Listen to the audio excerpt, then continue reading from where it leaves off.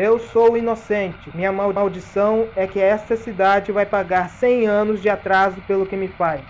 E aí, detetive? Infelizmente, várias pessoas tiveram a triste experiência de serem acusadas de crimes que não cometeram. Muitas delas até foram parar na cadeira elétrica, outras foram enforcadas. Então, fique atento nesse vídeo, hein?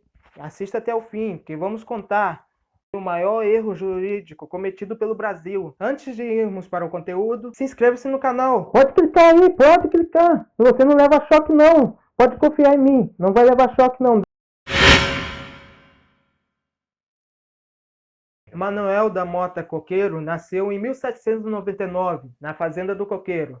E por um costume da época, seus pais lhe deram o sobrenome de Coqueiro, por ter nascido naquela fazenda. Que costume, né? Poxa, isso não faz sentido nenhum, coitada da criança. Imagine eu. Eu fui criado em São José da Boa Morte.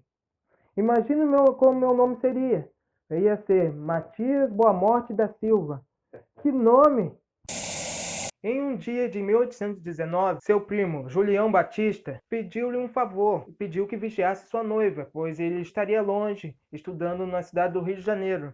Só que nesse meio tempo que Coqueiro estava vigiando a noiva de seu primo, meio que, digamos assim, ele não foi totalmente leal a seu amigo, né? Poxa, ele mesmo roubou a noiva de seu primo, poxa. Sacanagem, mano. Caraca! Ó, o primo dele deve ter ficado, hein? 7 de fevereiro de 1820, Coqueiro casou-se com Joaquina Maria de Jesus, antiga noiva de seu primo. Mas, infelizmente, 3 anos depois, ela veio a falecer de uma grave infecção pulmonar. Depois da morte de Joaquina, Coqueiro recebeu a herança de um tio-avô. Mais tarde, adquiriu ainda outras fortunas, ainda mais ampliadas por ter se casado com Úrsula Maria das Virgens Cabral. Ganhou notoriedade na região após 9 anos de casamento, já que acumulou 5 boas fazendas. No ano de 1847, devido à crise do tráfico negreiro, Coqueiro foi um dos primeiros a substituir a mão de obra escrava pela utilização de mão de obra de colonos livres, prática já comum na Europa. E um desses colonos que Coqueiro contratou tinha uma filha chamada Francisca, por quem Coqueiro logo se apaixonou, vindo a ter mais tarde um filho com ela. O que provavelmente, quando sua esposa descobriu, deve ter ficado uma fera, até consigo imaginar. E ainda por cima, Coqueiro tentou de todas as maneiras expulsar a família de Francisco, juntamente com a sua filha, da fazenda.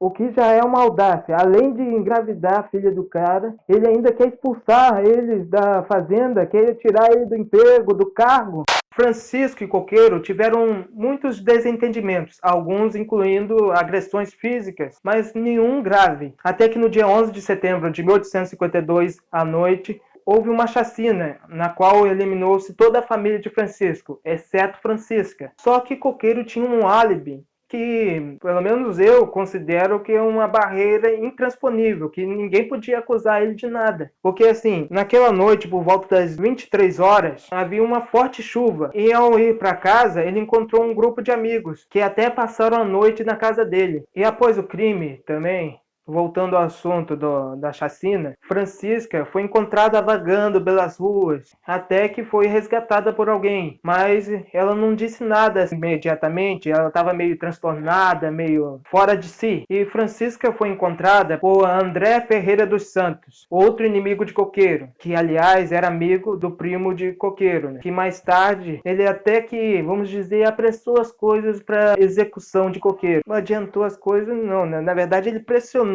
já que ele tinha uma boa influência política, ele aproveitou-se disso para condená-lo, na verdade, porque não tinha nenhuma prova contra Coqueiro. Coqueiro foi preso um mês depois do acontecimento da chacina, e ele foi colocado na cela mais segura da cadeia dos Campos dos Goitacazes, com uma sentinela à porta em tempo integral. O que ficou claramente demonstrado foi que o interesse em incriminar Coqueiro e a intenção de levá-lo à forca era tanta que a polícia não checou diversas evidências, inclusive aquele álibi que já contei para vocês. Mas, porém, pressionado pela opinião pública, o juiz Pacheco pronunciou rapidamente os réus. Além de Coqueiro, mais 9 pessoas foram interligadas ao crime, sendo todos eles, digamos, funcionários de Coqueiro, o que claramente a justiça deve ter interpretado como um indício a favor da prisão do réu, né? eram funcionários dele, trabalhavam para ele. Foram eles que cometeram o crime. Então, claramente deve ter pensado: ah, foi Coqueiro que mandou. Ele que mandou lá, vai lá, mata ele.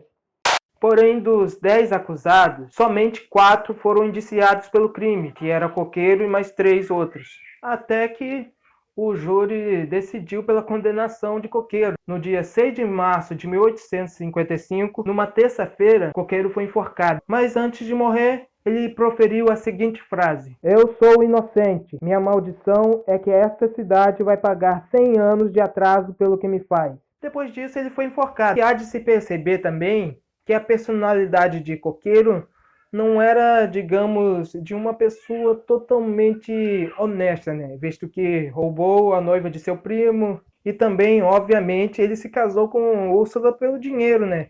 Já que recebeu muito dinheiro por ter se casado com ela. Então, ele não era lá uma pessoa tão honrada, mas também não acho que ele tenha sido um assassino. Não se sabe ao certo quem foi realmente o mandante do crime, mas, porém, várias pessoas teorizam que foi a esposa de Coqueiro, Úrsula, já que ela tinha um evidente rancor contra a família de Francisca. Claro, né, o marido dela traiu ela com mulher. Caraca, tinha que estar com raiva mesmo, mas é assassinato em massa. Isso é um exagero, né? Mas isso é muito ódio. É muito ódio isso. E aí, gostou do vídeo?